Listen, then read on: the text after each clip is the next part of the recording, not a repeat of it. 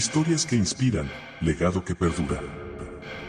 Bienvenidos a Cronos, el viaje a través del tiempo por la historia de la península de Baja California. A lo largo de esta temporada, hemos explorado los secretos de esta tierra, desde los gigantes prehistóricos como dinosaurios y mastodontes, que alguna vez la habitaron, hasta las primeras huellas de los pueblos originarios. Recorrimos las misiones que marcaron el camino de la colonización, conocimos la cosmovisión de los humanos y otros grupos étnicos que han resguardado su legado a través de los siglos. Revivimos la llegada de los exploradores, la conquista española y las voces de quienes han reconstruido nuestra historia con su memoria y su investigación. En este episodio especial, reunimos los relatos más impactantes que nos han contado los habitantes de esta península. Es momento de viajar en el tiempo una vez más y descubrir la esencia de nuestra historia. Acompáñanos en este recorrido por el pasado. La península de Baja California también fue tierra de dinosaurios. Y aunque la huella de su paso por este territorio aún permanece oculta al conocimiento de los hombres, los primeros ejemplares se han asomado en las últimas décadas. Acompáñanos a conocerlos. Tenemos evidencias desde hace 400 millones de años aquí en Baja California, o sea, de fósiles de esa temporalidad.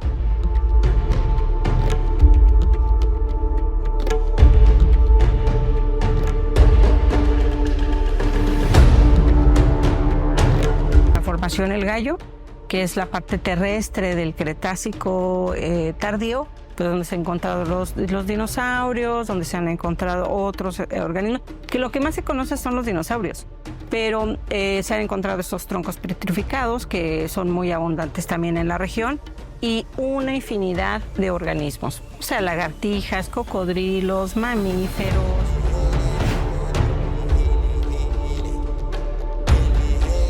Pero de megafauna hasta este momento no tenemos registro hasta el Rosario. No quiere decir que no haya, sino simplemente no los hemos localizado. Hay un registro que se tiene para el área del Mármol, más hacia el sur, al centro de la península, donde hay también un registro de megafauna. Solamente se encontraron unas cuantas piezas y parece que es un solo individuo. Todos han sido de Mammuthus columbi, el mamut colombino. Tenemos otros como gonfoterios también, que son muy parecidos, también unos problemas, mientras otros pues parece ser que no. Entonces seguramente estaban muy cercanos al área de depósito. Al sur de la península, allá se ha encontrado mamut colombino hasta el área de Los Cabos. O sea, sí llegó la megafauna, o sea, sí estuvo habitando en todo lo que fue el Pleistoceno temprano, Pleistoceno tardío. Y pues tenemos las evidencias allá, ¿no? Tenemos también de camelops, tenemos bisonte, caballo y Mammuthus colombino. O sea, sí estaba en toda la región peninsular.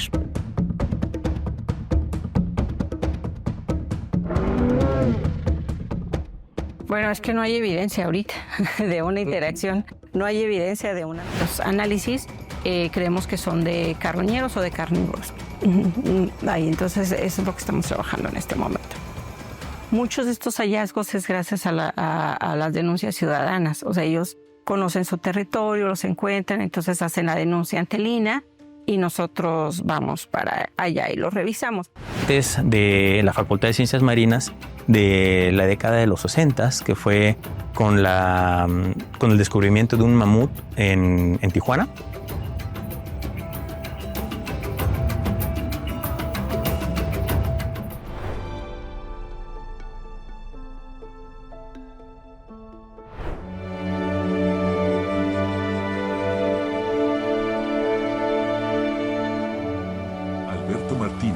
Cumplía con su rutina cotidiana, en los trabajos de corte y remoción de tierra, en lo que hoy es San Antonio del Mar. Durante los trabajos notó que la retroexcavadora había roto lo que parecían enormes huesos sobresaliendo del terreno. Aquello parecía del apocalipsis. Eran los huesos de un animal enorme de gran antigüedad. Pronto, la comunidad fronteriza se conmocionaría con la noticia. Era junio de 1968, era una noticia internacional, la cual provocaría el arribo de curiosos, y un foráneo que robó parte de la osamenta y fue detenido antes de cruzar hacia la Unión Americana. Hoy, el doctor Luis Gustavo Álvarez Sánchez, el único sobreviviente de aquel equipo, recuerda para Cronos el episodio de una historia cuyo capítulo final todavía está por escribirse. Estábamos cursando íbamos a iniciar el 4º año de la carrera de oceanología, era el último año.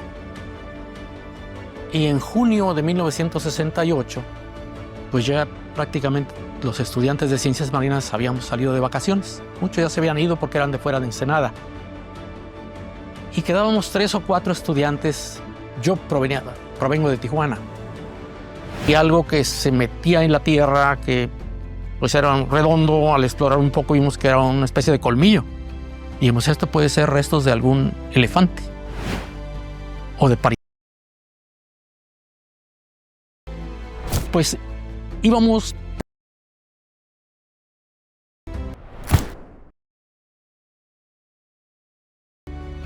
porque vimos que los restos había más restos enterrados. Era una especie de corte como acantilado que estaban haciendo las máquinas porque se construía en desniveles.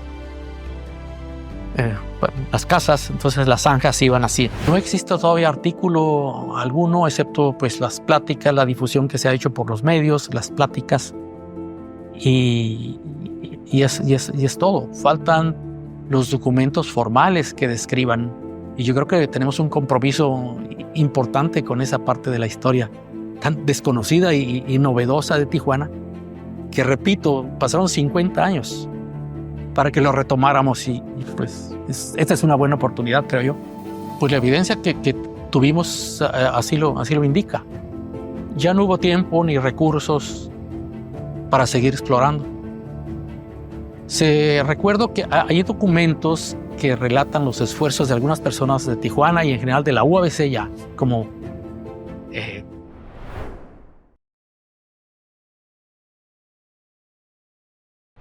Entre 1683 y 1834, los europeos construyeron en la península de Baja California un total de 60 sitios misionales desde el extremo sur hasta el norte de lo que hoy es el estado norteamericano de California en los Estados Unidos.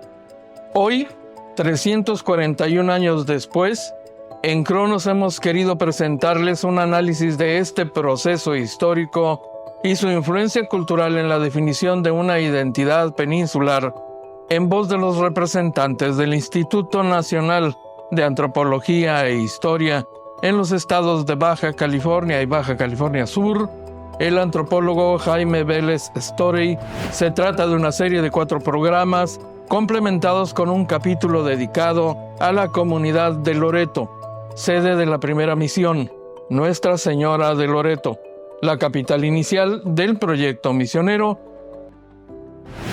Los primeros en llegar fueron los jesuitas, como decía, en 1693, y básicamente con 2 misiones, San Bruno y Loreto. Y se movieron de ahí tanto al sur, hacia Los Cabos, como pues un poco hacia el norte, pero eso fue un proceso más lento, ¿no? Pero los jesuitas, bueno, como sabemos, a fines del siglo XVIII fueron expulsados, o en la segunda mitad, ¿no?, del siglo XVIII fueron expulsados del continente.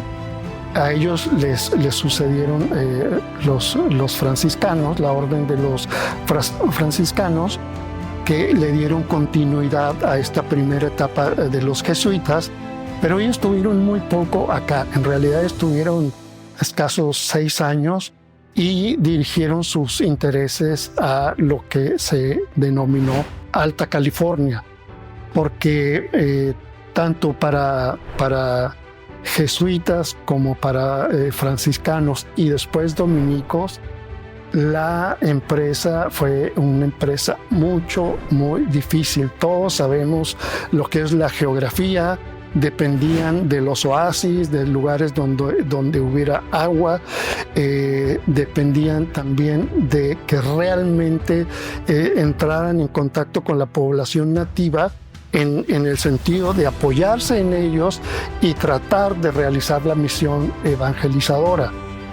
Y había tierras de cultivo, había buena minería, etcétera, y las poblaciones de allá no eran permanentemente nómadas, no dependían tanto, ¿no?, del sistema nomádico. Eran poblaciones también cazadoras que se podían establecer si tienes esos grandes ríos, ¿no?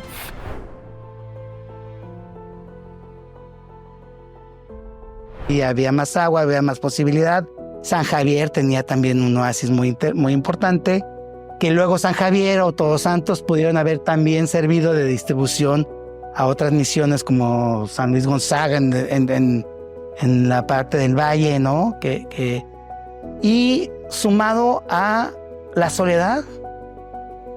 O sea, los misioneros vivían uno por misión y estaban a una distancia bastante alejada como para poder decir, vamos a tomarnos un café el domingo, ¿no? De verdad, debió haber sido una cuestión muy difícil, ¿no? Aún acostumbrados a estar en autorreflexión y meditaciones, no de eso, ni aquí ni en el centro, pues, de México es tan factible, pues, que tanto tiempo inviertas en eso. Lo inviertes tal vez 2 días, 3 días, pero todo el tiempo. Entonces sí debió haber sido una cuestión muy difícil, ¿no? Y pues pensando un poco en los grupos que los antecedieron, sortear e interpretar y adecuarse a cómo ellos pensaban, sus tradiciones funerarias, por ejemplo. Entonces no fue fácil para los misioneros, ¿no? Y el integrar a los indígenas a sus actividades, pues fue un poco lo que costó el deceso de estos grupos, grandes cantidades, y pues el fracaso del objetivo misional, que era integrarlos, era capacitarlos y adaptarlos a un sistema de cultivo, de autoconsumo, ¿no? Cosa que no se logró para nada, ¿no? Un sistema de vida. Un sistema de vida. De ver las cosas y de vivir en lo cotidiano. Claro, aquellos acostumbrados a estar siempre al aire libre, sin ningún tipo de organización, ¿no? Restrictiva, efectivamente. Venían los ingleses muy fuertes por el norte del continente, ¿no? Y ellos sí arrasaron con todo, ¿no? O sea, a los que no mataron, pues los congregaron en reservas, ¿no? Indias, ¿no? Indígenas. Entonces yo creo que hubiera pasado igual en la península. Hubieran llegado estos grandes grupos, ¿no? de migrantes, que sí, seguramente hubiera pasado lo mismo, pero sin este interés de integrarlos, de reconocimiento, ¿no? Finalmente se pierde un legado histórico muy importante en cuestión de población de un grupo, pero se crea uno muy fuerte.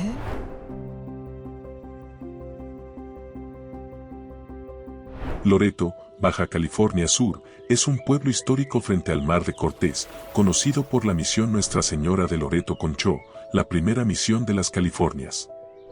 Rodeado de montañas y aguas cristalinas, es perfecto para explorar su legado colonial. Misiones, al establecerse en oasis, la mayoría, al cabo del tiempo, pues se convierten en rancherías, evolucionan a pueblos y hoy en día pues son gran parte de los poblados y ciudades que constituyen Baja California Sur. Bueno, la población nativa eran cazadores-recolectores, seminómadas, se movían en áreas extensas buscando continuamente alimento.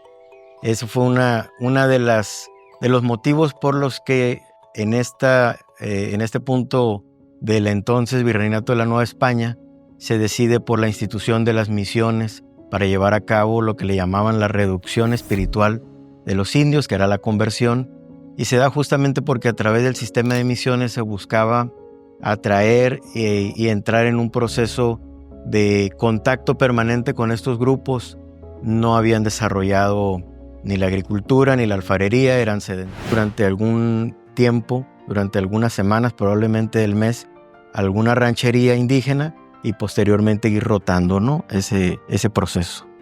Proceso de integración cultural.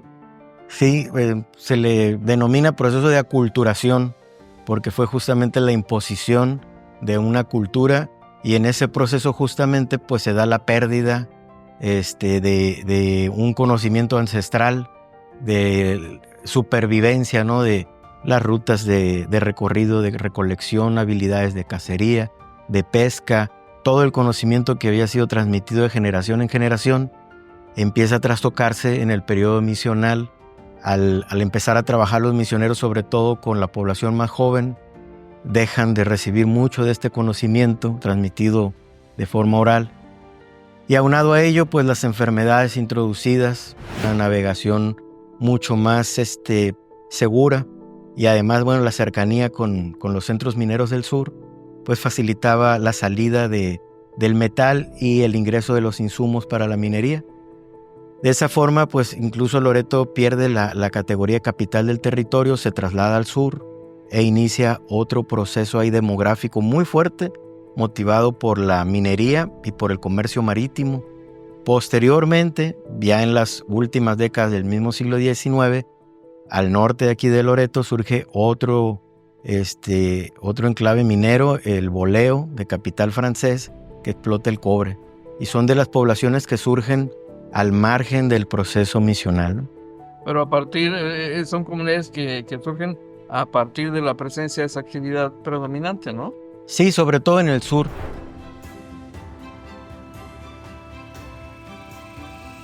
En las vastas tierras de la península de Baja California, las misiones son más que simples vestigios del pasado. Son un puente entre culturas, historias de resistencia y fe, y el corazón de nuestra identidad.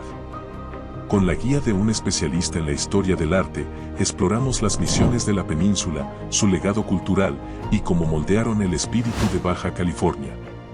Las misiones peninsulares. Herencia e identidad de Baja California. Edilicio pensado para una recuperación de ese fiel que se ha desangrado con la presencia de la Reforma Protestante. Y ellos al final aplican su modelo, ¿no? El sistema al final respondía a 3 fases claras, unas estructuras iniciales de vegetales, los jacales de vegetales que de alguna manera disponían un primer lugar de culto. A partir de ahí ya se entraba en la construcción en adobe, que posiblemente era la más económica, la más barata, la más rápida de hacer. Y una vez ya que se tenía clara la estabilidad del asentamiento es cuando se decidía ya la construcción en piedra, ¿no? El modelo es el de la planta jesuítica, planta de cruz latina, con una sola nave, el retablo al fondo como un elemento claro para el adoctrinamiento del indígena, matices a lo mejor como un distinto uso de la luz en el interior. Pero luego evidentemente utilizando la imagen, utilizando la plástica, utilizando la pintura y hasta la fundación de San Diego que se produce en 1769, todas las restantes, las dominicas, están mucho más caras, mucho más expuestas al Pacífico.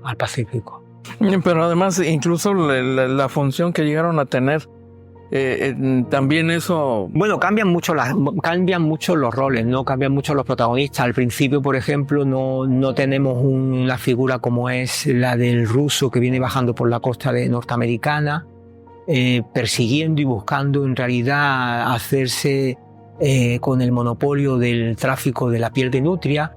Luego nos aparece, hay una presencia también de barcos norteamericanos. Y está claro, la misión de Santo Domingo, la Dominica de Santo Domingo lo pone de manifiesto. Bueno, son misiones que incluso se empiezan a dotar de una infraestructura para el tratamiento de la piel del animal y que evidentemente se incorporaría sin duda a la precaria economía de las misiones como una manera también de aportar a un sistema que dependía prácticamente de una explotación agropecuaria del territorio y que encontraría posiblemente no solo ya también en el propio tráfico de la piel de nutria, sino en la posibilidad de ponerse en contacto con eso. Cambian un poco las relaciones y evidentemente luego, como estamos señalando, los españoles por la propia presencia de la orden, o más bien por la presencia, en realidad los miembros de la orden son variopintos, vienen de prácticamente todas las nacionalidades europeas, pero bueno, digamos la corona española como impulsora, y luego evidentemente esos contingentes rusos y norteamericanos que hacen en realidad de la península un lugar, bueno, pues bastante concurrido, o más concurrido de lo que en principio pudiera parecer, ¿no? ¿Qué papel juegan los pueblos nativos en esa lógica, en esa agenda? Bueno, pues un papel muy importante como en el resto del proceso de ocupación de América o de Mesoamérica o de la Nueva España en realidad, ¿no? Es decir, el indígena entra a formar parte de la estrategia de control de las poblaciones indígenas, en tanto que se le considera, bueno, como un protagonista también necesario a la hora del contacto con esos grupos que se desconocen. Nunca perdamos de vista el problema de la lengua, el problema de la comunicación. Los jesuitas fueron unos grandes... Regresamos. A mediados del año 2020, un proyecto de ampliación de la gasera Costa Azul puso al descubierto uno de los salvamentos arqueológicos más importantes de las últimas décadas para desentrañar misterios relacionados con los pueblos originarios de Baja California. Durante más de un año, un equipo de 48 trabajadores y 11 arqueólogos liderados por los arqueólogos Gengis Ovilla y Rubén García Lozano, del Instituto Nacional de Antropología e Historia en Baja California, recuperaron restos humanos de 18 seres humanos y 2 perros, integrantes de una cultura conocida como la Joyanos. Se trata de una comunidad costera al norte de Ensenada, con una antigüedad aproximada de 5.500 años, una civilización anterior a los yumanos. Hoy los responsables del proyecto de salvamento comparten con Cronos los resultados más sobresalientes de dichos trabajos. De costeros, en orden cronológico pues seguirían los lajoyanos, la cultura la joya, y en la parte final sería la cultura arqueológica yumana.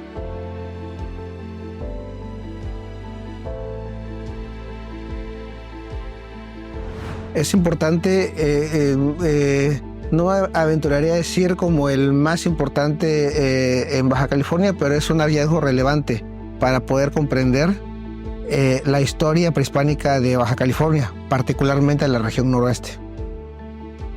Bueno, en realidad las sociedades cazadoras, las sociedades humanas que vivieron en Baja California, sabemos que fueron grupos nómadas y seminómadas que tenían una economía de apropiación. ¿Qué significa esto? Que no cultivaban o no producían sus alimentos. Entonces, en términos económicos, lo que estos grupos hacían era acudir a los diversos nichos ecológicos que hay en la región, que hay en la naturaleza, para cuando en un proyecto de arqueología vamos a hacer investigaciones en términos de excavación, pues el objetivo de las investigaciones arqueológicas es documentar contextualmente los vestigios materiales de las sociedades antiguas que habitaban la región. Creo que me fui un poquito por otro lado, pero platicaba hace rato de que esos grupos móviles, a veces semisedentarios, o bueno, seminómadas, más que semisedentarios, seminómadas, pues habitaban el espacio y se iban, y obviamente durante el tiempo que habitaban el lugar o el campamento, pues nadie moría. Y hay sitios campamentos donde no hemos detectado, que se han investigado, no hemos detectado enterramientos humanos. Entonces, no siempre, un campamento prehispánico conchero costero no necesariamente va a tener evidencias de actividades funerarias prehispánicas.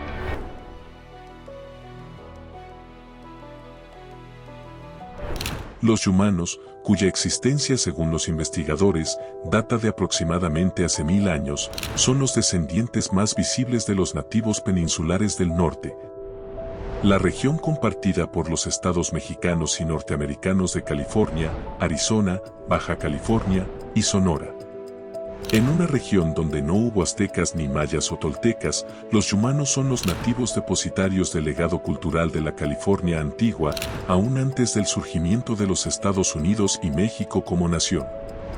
El antropólogo social Everardo Garduño, uno de los principales especialistas en temas relacionados con esta cultura, comparte hoy con Cronos un amplio retrato sobre el pasado y presente de las poblaciones nativas reconocidas.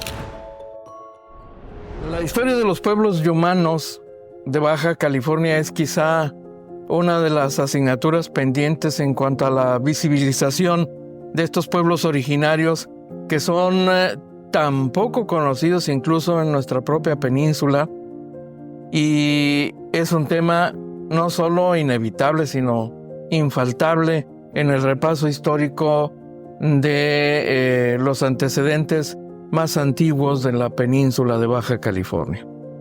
Y el investigador quizá más autorizado para hablar de estos temas es Everardo Garduño, a quien se debe una obra pues extraordinaria y única, una serie de monografías sobre los pueblos propios de la región de Baja California. Y hoy nos acompaña en Cronos y le agradecemos que nos abra incluso las puertas de su casa en Ensenada para compartir con quienes ni siquiera saben de la existencia de los yumanos los aspectos distinta, diferente, ¿no? Pero bueno, sí, en efecto, una cosa es el exónimo, ¿no? Y otra cosa es el endónimo. ¿Cómo se identifican ellos, no? Por ejemplo, los Kumeyaay en Estados Unidos se les identifica, se les llegó a denominar después del periodo misional como diegueños, ¿no? Porque están próximos, son los grupos que estaban alrededor de la misión de San Diego, ¿no? Pero ellos tienen identificaciones propias diferentes, ¿no? Que son los Ipay, los Tipay, los Kumeyaay, los Conot, los Cochimí más al norte. Centro y norte. Sí, todo parece apuntar que estamos hablando de grupos completamente diferentes. Okay. No eran ellos.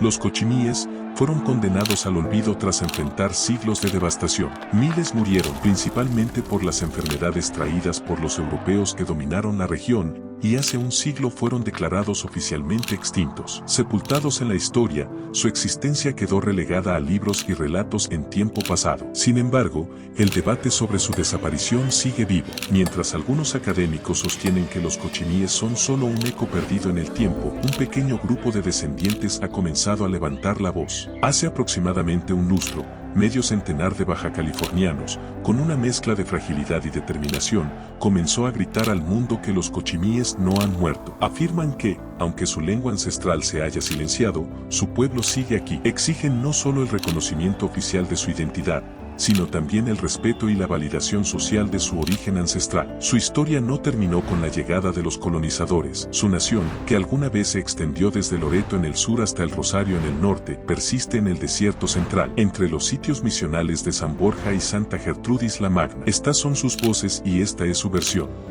Recuperar nuestro terreno para empezar, que es el área donde vivían pues, mis ancestros, mis abuelos y mis abuelas. Y de que nos reconozcan, de que reconozcan que la autoridad tradicional cochimí de cada localidad, que es San Borja y Santa Gertrudis, tienen la fuerza para poder sacar adelante cada localidad. Pues ahorita en la comunidad de San Borja estamos un poco, nada más vivía una familia, pero esa familia ha logrado desplazar a las otras familias con algo de violencia en cada localidad. Pues ahorita en la comunidad de San Borja estamos un poco, nada más vivía una familia, pero esa familia ha logrado desplazar a las otras familias con algo de violencia. Entonces, ahorita también andamos nosotros queriendo recuperar lo que es nuestro terreno, ahora sí palpable, de San Borja. Porque este señor dice que todo es de él, pues entonces, y en Santa Gertrudis, pues también va, sí hay familias, pero también van de entrada por salida. Esporádicamente. Sí, esporádicamente, van y se quedan un rato ahí. pero no de que viva así es nada más el custodio, la familia, su familia y él. Pero sí hay más tranquilidad y van con más apacibilidad de poder estar ahí que nosotros en San Borja, que no se ha podido por la violencia que ha ejercido esta familia. Prácticamente fue que eran pues, nómadas, ¿no? De repente estaban acá en una playa que se llama El Tomatal. Ahí vivían.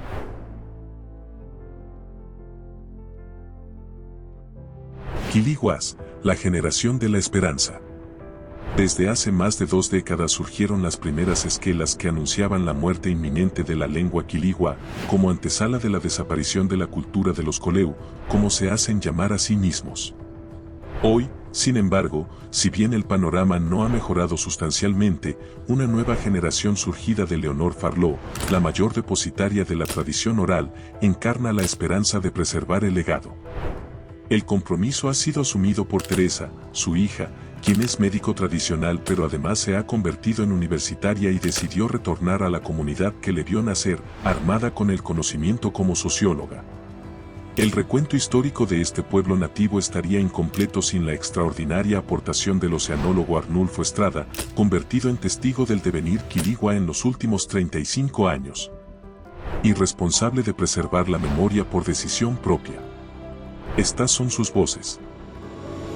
Mira, primeramente, buenos días. Buenos días.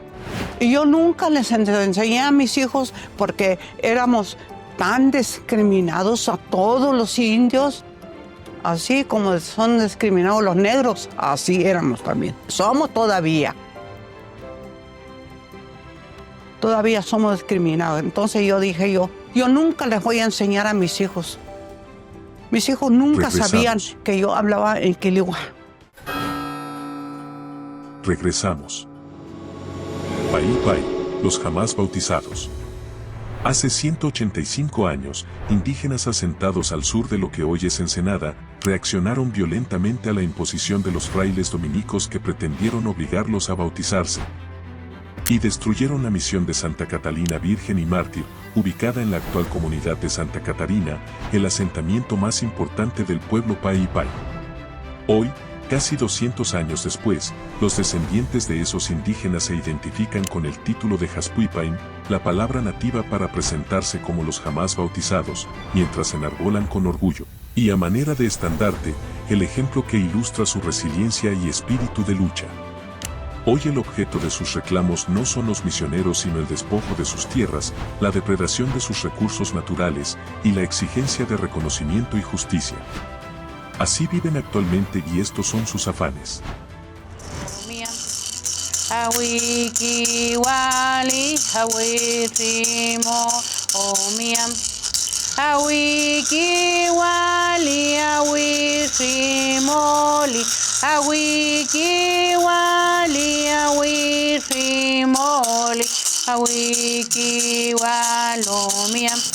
Jaspuipain, Paipai, y así nos denominamos nosotros los Paipai.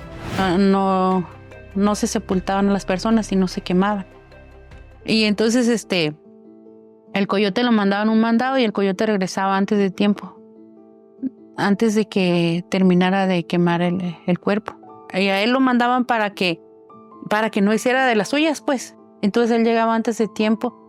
Y dicen que cuando creman una persona, el corazón es lo último que se quema. Y entonces el coyote le gustaba comerse los corazones humanos. Entonces él saltaba al fuego y se comía el corazón.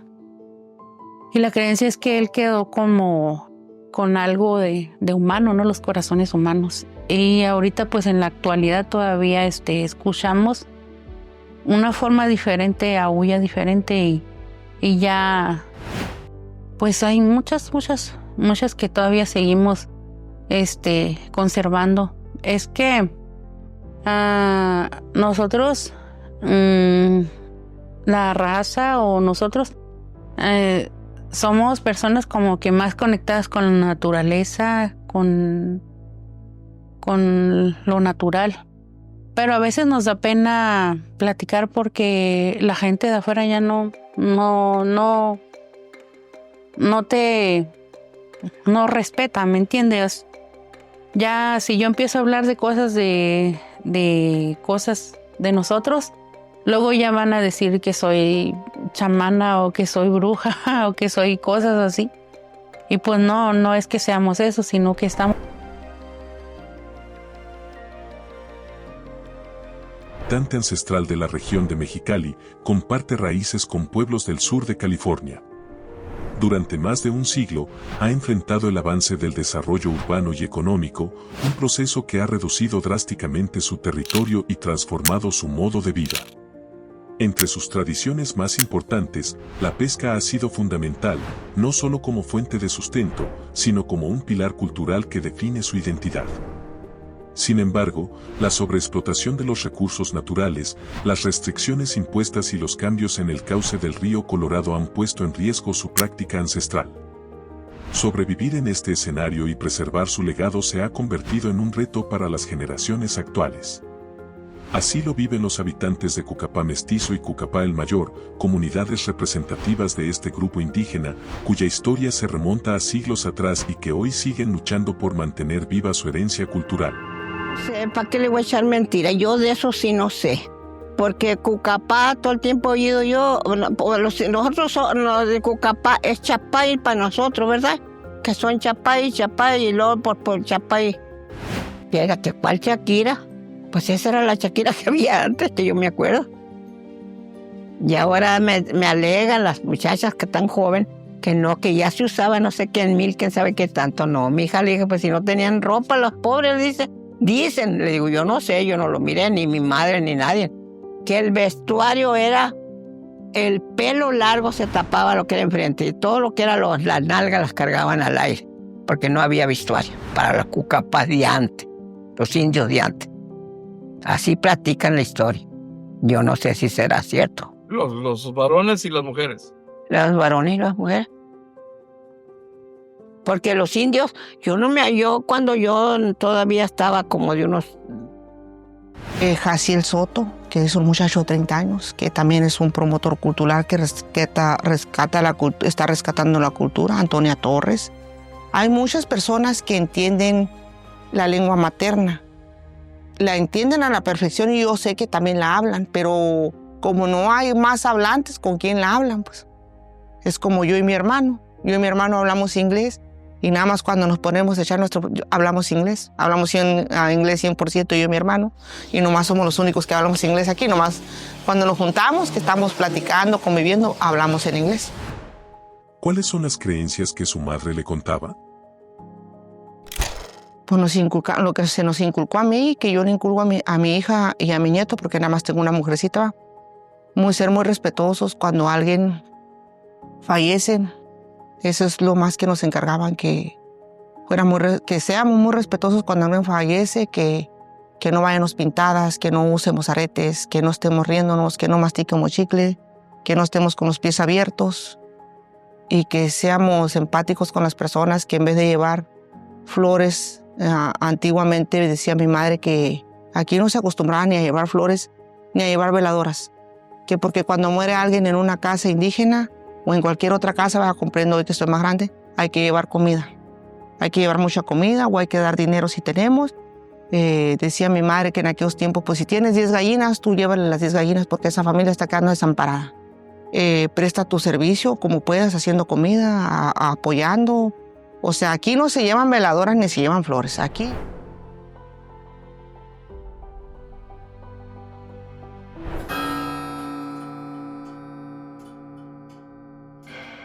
Historias que inspiran, legado que perdura. Esta es la historia presente de un pueblo nativo y la crónica de sus esfuerzos por revitalizar la lengua materna, lograr la visibilización, el reconocimiento social y de gobierno, así como el respeto al derecho de vivir conforme a los usos y costumbres ancestrales. El consenso Kumeyaay en sus diferentes comunidades exige el respeto a sus sitios sagrados, demanda un alto al despojo de sus territorios y la depredación de los recursos naturales de la zona, de los que ancestralmente han dependido, en un delicado equilibrio que hoy parece insostenible. No le gustaba nada. Entonces, Las misiones para nosotros fue un atropello a mi familia, entonces ellos nos enseñaron a no respetar lo que el que te hace daño no te quiere, el que te hace daño es porque te va a destruir.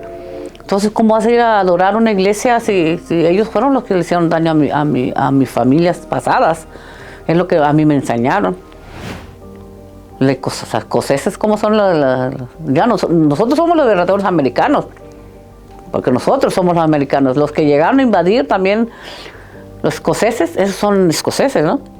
Pero vinieron a invadir, ahora son americanos. No, los verdaderos americanos somos nosotros, los nativos de Baja California. Baja California no, todo California, McPhee es todo.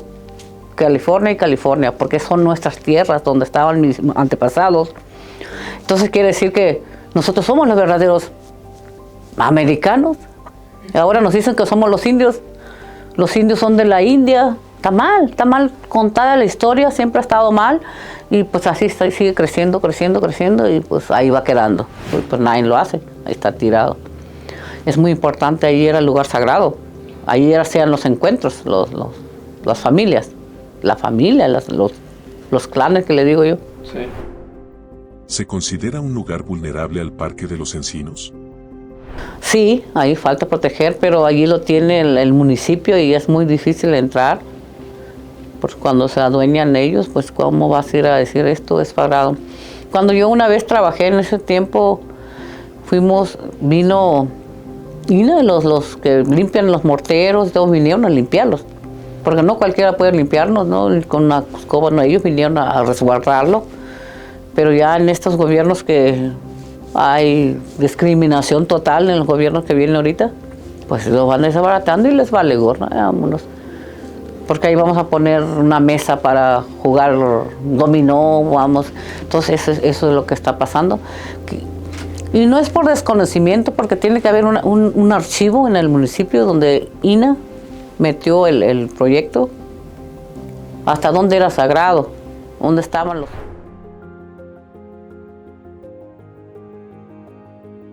¿Cómo se prepara la salvia para el consumo de la comunidad Kumeyaay y su venta externa? ¿O cómo se educa a las nuevas generaciones de jovencitas para continuar la tradición de la artesanía nativa? Son tan solo dos de las actividades que ocupan la cotidianidad de los habitantes de la comunidad de la Huerta. Hoy te compartimos además dos historias extraordinarias: el origen del nombre real de San Antonio Necua, en Valle de Guadalupe, y la historia ancestral de los guerreros gigantes que desde lo alto de la montaña sagrada vigilan la comunidad. Para finalizar esta serie dedicada a los Kumeyaay, conoce a Alfredo Ceseña Emes, depositario del legado heredado de su madre María Emes Boronda como cantor Kumeyaay, uno de los más longevos.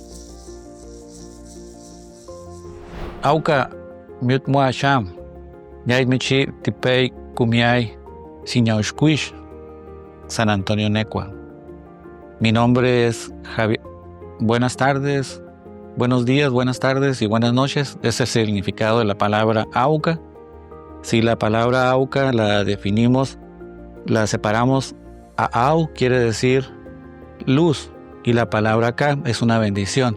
Entonces es más allá de lo que es un saludo. Significa la luz te ilumine. Eso es en nuestra lengua Kumeyaay. Para nosotros, Kumeyaay es un significado y quiere decir acantilado. Si ustedes ven en la playa, el mar va cortando lo que es la corteza de la tierra y al final queda pues nosotros le llamamos acantilado ese corte. Entonces, si tú quisieras encontrar un indígena Kumeyaay en el desierto, va a ser muy difícil. Nuestro asentamiento tenía que ver con lo que es los acantilados, que es la playa, y tenía que ver con precisamente esta vegetación que tú puedes ver aquí en el fondo. Estos árboles se llaman encinos. Estos árboles producen el fruto, es una bellota. Para nosotros la bellota o este árbol es sagrado. ¿Y por qué es sagrado? Porque nos da energía, ¿no? Con eso hacemos leña, pero también nos da su fruto. Y su fruto lleva todo un proceso de elaboración de un atole. Ese atole es como para la gente blanca las tortillas. No son los vinos, no son otras cosas, no son las rutas. O sea, no es el turismo, no es la pesca, que es lo que más se nota más en El estado no son la cerveza Tecate, no, sino nosotros somos. O sea, las raíces de Baja California somos nosotros. Aunque no, muchas veces nos discriminan diciendo que ya no existimos o diciendo que ya no estamos. Pero esas son las raíces, entonces también hay que diferenciarnos sobre la población.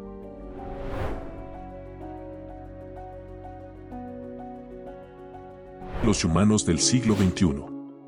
¿Por cuánto tiempo subsistirán los pueblos nativos de Baja California? ¿Qué futuro tienen su cultura y tradiciones? ¿Serán capaces los pueblos humanos de conservar su legado? ¿Cuáles serían las acciones más urgentes que estas comunidades requieren para lograr esos objetivos? ¿Son los pueblos nativos de la península baja californiana un patrimonio? ¿Cómo deberíamos considerarlos? Hoy les compartimos estas y otras consideraciones sobre el tema en charla con Josué Beltrán Cortés, historiador e investigador especializado en temas de etnicidad, historia y patrimonio cultural. Con esta edición concluimos nuestra segunda temporada. Y bueno, voy a empezar por lo que comentabas de la resignificación. Justamente estamos en un momento en donde todo está cambiando de significado. Porque es muy común que digamos nuestro patrimonio, o lo que tú comentabas ahorita en la pregunta, ¿no? Los pueblos nativos como nuestro patrimonio no son una cosa que nos pertenezcan. Ni a ti, ni a mí, ni a eso llamado Estado mexicano, ¿no? El patrimonio es de la comunidad que lo ha construido por sus propios acuerdos al interior de la misma y por decisiones propias, y eso es justamente lo que representa el proceso de resignificación actual. No solamente de nuestro régimen actual, si me permites la expresión, no es únicamente un asunto 20 a partir de 1930, que es cuando en realidad las ciudades empiezan a crecer, empiezan a definirse, los grandes edificios que antes pensábamos que en realidad eso era el patrimonio, porque ese es otro problema. Hemos visto el patrimonio como un tótem, ¿no? Si no es una pirámide grande, si no es una gran catedral, si no es un edificio bonito, si me permites la expresión, y si no pertenece justamente a cierta época, pues pensamos que no tiene valor. Pero en el caso baja californiano, las calles de Tijuana, por ejemplo, las cosas derivadas de los vaqueros, ¿no? Como sabemos, la Baja California, no es cierto que las misiones de la Baja California sobrevivían gracias a la vid y el vino, Eso no es cierto. No es cierto que las misiones de la Baja California sobrevivían gracias a la agricultura. Eso tampoco es cierto. La agricultura era de subsistencia y de temporal, únicamente para alimentar a la comunidad que vivía en la misión. Y hay que entender, por favor, la misión. Ojo con lo que voy a decir, y esto es bastante significativo. Porque es muy común pensar en el patrimonio cultural, en la historia y en la memoria como la propiedad de algo, ¿no? Incluso hay personas que, dice la sociología de la memoria, gustan gozar del prestigio del anciano, ¿sí? Porque piensan que saber les da autoridad. Pues sí, de alguna forma es cierto, pero una cosa es saber y otra cosa es que las cosas le pertenezcan. Y como conocen sobre el tema, como conocen el dato, como conocen el proceso, piensan que ya les pertenecen y solamente ellos pueden censar las cosas, en este caso de la memoria, de la historia, pero sobre todo el patrimonio cultural. Tú lo sabes mejor que yo. En Tijuana hubo 2 o 3 personajes que solamente lo que ellos decían, eso era el ser tijuanense. Bueno, lo mismo está sucediendo en Mexicali, pero cosa curiosa, por parte de la autoridad. Sí, en Mexicali, por ejemplo, se habla del centro histórico y de la Chinesca, ¿no? Como los pioneros de lo que llamamos Mexicali. ¿Y qué hay de la comunidad de Cucapá? Ellos están antes, insisto, reitero, que cualquiera de nosotros, ¿sí? Y continuando con la comunidad de Cucapá, Mexicali no se debe a lo que hoy conocemos como centro histórico. Y con todo respeto, tampoco se debe por completo a los chinos, que sí forman una parte fundamental.